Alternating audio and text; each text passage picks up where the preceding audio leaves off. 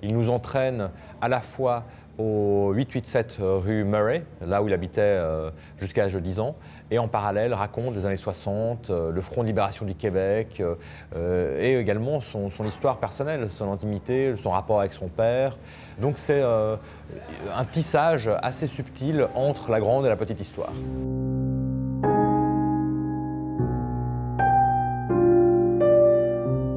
Robert Lepage, c'est un très grand comédien, très grand metteur en scène québécois, dont la notoriété aujourd'hui n'est plus à faire. Il est peut-être un peu moins connu en France qu'au Québec. Il a vraiment transformé le rapport entre le public et les performeurs, les acteurs, à travers, entre autres, l'usage des nouvelles technologies. C'est-à-dire qu'il a assimilé dans son travail une nouvelle technologie.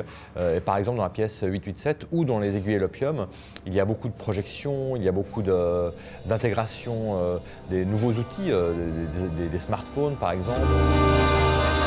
Oh non, tu me déranges pas, j'étais étendu, mais non, je dormais pas du tout. As-tu essayé d'appeler plus tôt? C'est clair qu'une proposition de Robert Lepage, c'est toujours assez lourd techniquement.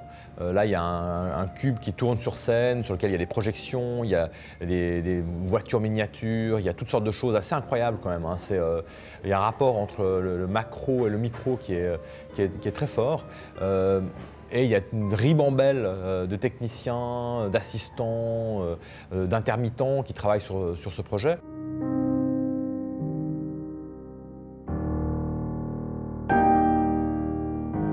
Lorsqu'on a été voir Catherine Blondeau, directrice du Grand T, et moi-même, Robert Lepage, il y a un peu plus d'1 an, je ne savais pas qu'on allait accueillir une proposition de sa part, et il nous a dit, au détour d'une conversation, qu'il y avait ce nouveau projet.